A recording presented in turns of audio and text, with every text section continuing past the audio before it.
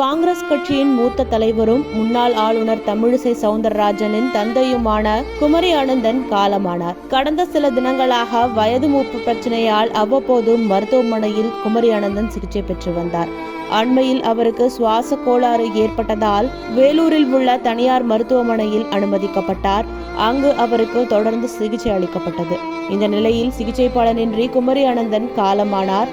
இதனை அவரது மகளும் முன்னாள் ஆளுநருமான தமிழிசை சவுந்தரராஜன் உறுதி செய்துள்ளார்.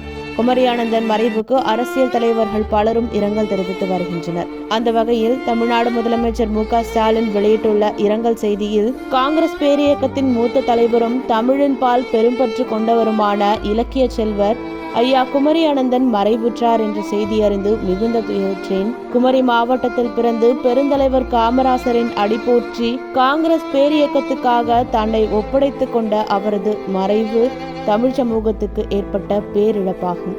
தனது அயராத உழைப்பால் மக்களின் நன்மதிப்பை பெற்ற அவர் ஒருமுறை நாடாளுமன்ற உறுப்பினராகவும் 4 முறை சட்டமன்ற உறுப்பினராகவும் தேர்ந்தெடுக்கப்பட்டு தொண்டாற்றினார். நாடாளுமன்றத்தில் தமிழில் பேசுவதற்கான உரிமையை நிலைநாட்டிய பெருமை இவரையே சாரும். அதனால்தான் தலைவர் கலைஞர் இது குறித்து குறிப்பிடும்போது தனிமரம் தோப்பாகாது என்ற பழமொழியை மாற்றி அமைத்து விட்டார் என புகழாரம் சூட்டினார். தமிழே தன் மூச்சென தமிழ் திருப்பணிக்கு வாழ்ந்திட்ட அவரது பெருவாழ்வை போற்றி அவருக்கு நமது அரசின் சார்பில் கடந்த ஆண்டு தகைசால் தமிழர் விருது வழங்கி பெருமை கொண்டோம். விடுதலை நாள் விழாவில் அந்த விருதினை நான் வழங்கிய போது என் கைகளை இறுக பற்றி கொண்டு வாஞ்சையோடு உறவாடிய அவரது நினைவு என் கண்களில் கண்ணீரை பெருக்குகிறது. ஏராளமான நூல்களையும் எண்ணற்ற மேடைகளையும் கண்ட அவரது தமிழால் நம் நெஞ்சங்களில் அவர் இன்றும் நிறைந்திருப்பார் என ஆறுதல் கொள்கிறேன்.